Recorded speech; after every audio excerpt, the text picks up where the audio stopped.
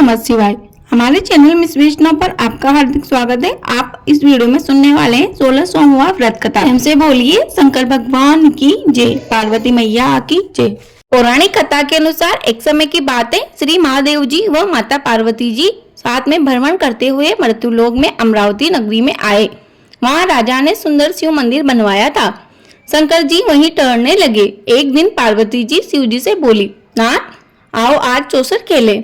खेल प्रारंभ हुआ। उसी समय पुजारी जी पूजा करने आए। पार्वती जी ने पूछा, पुजारी जी बतलाइए जीत किसकी होगी?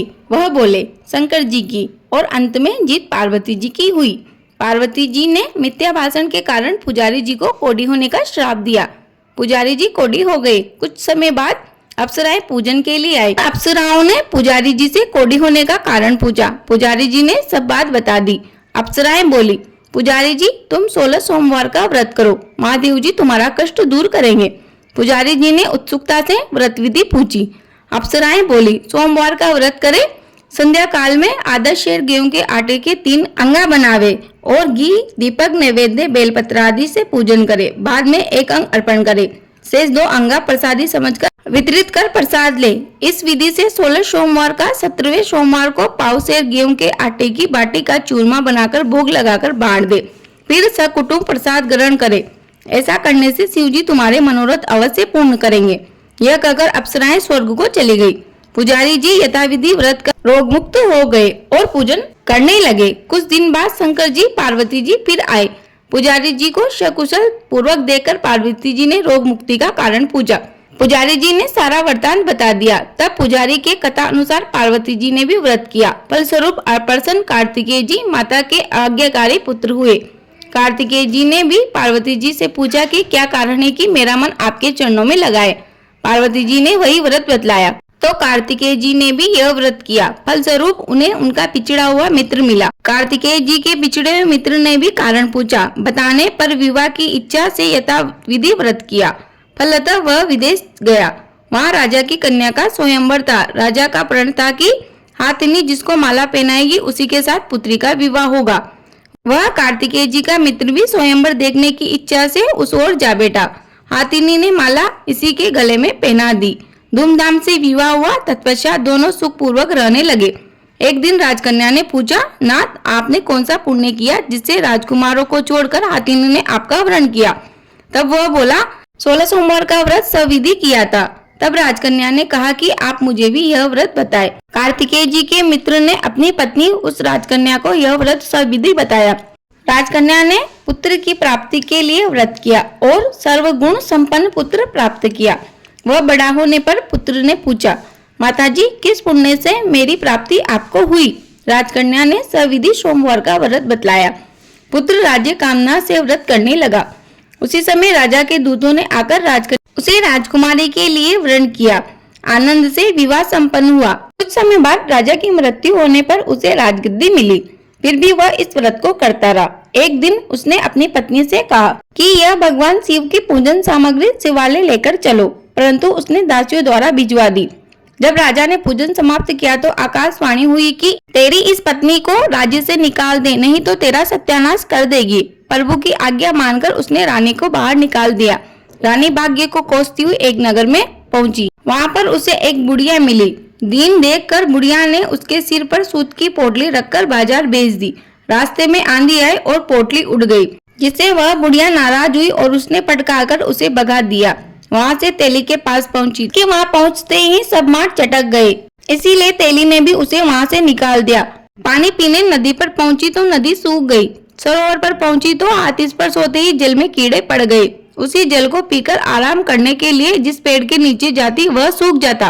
पेड़ों व तालाब की ऐसी दशा देखकर कुछ ग्वाले उसे मंदिर में पुजारी के पास ले गए। वह पुजारी उसे देखते ही समझ गए कि यह कुलीन अबला आपत्ति की मारी हुई नारी है। धैर्य बांधते हुए बोले, बेटी तू मेरे यहाँ रह, किसी बात की चिंता मत कर। रानी आश्रम में रहने लगी, परंतु जिस वस्तु को वह हाथ लगाती उसमें कीड़े पड़ जाते। दुखी होकर पुजारी ने पूछा, बेटी किस देव के प्रति अपराध से तेरी यह दशा हुई है? रानी ने उस पुजारी को बताया, मैं पति की आज्ञा का उल्लंघन कर महादेव के पूजन में नहीं गई।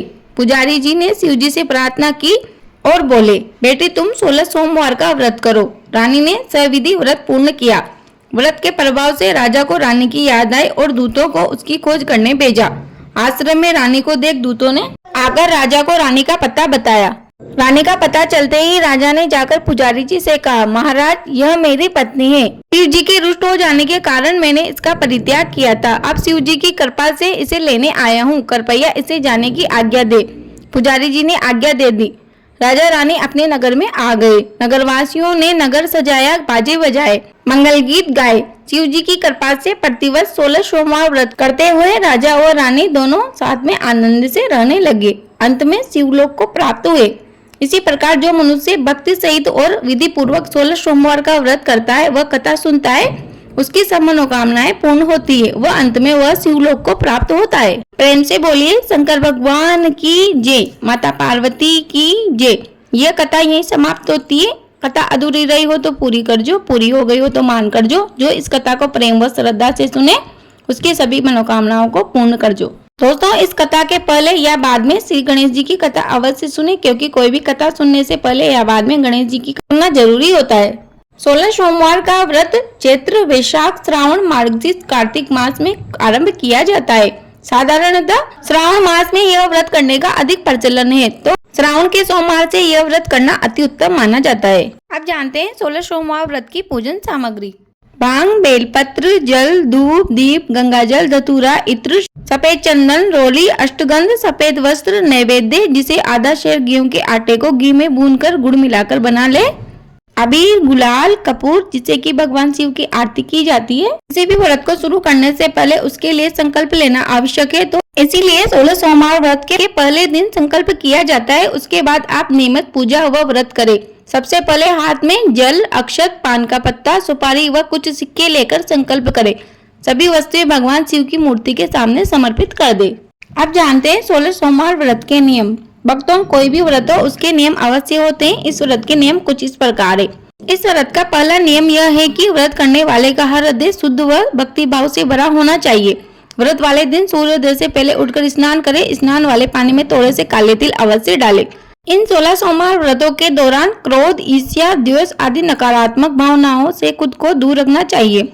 इस व्रत के दौरान झूठ, चोरी व अन्य अनैतिक कार्यों को करने से बचना चाहिए।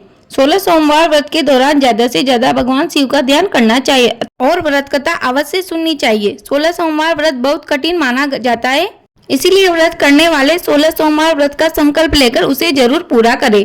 16 सोमवार व्रत बीच में नहीं छोड़ना चाहिए, अन्यथा सभी व्रत व्यर्थ चले जाते हैं। 16 सोमवार व्रती पूजा करने के बाद पूजा के स्थान पर बैठकर प्रसाद ग्रहण करें। पूजा के बीच में उठना अशुभ माना जाता है।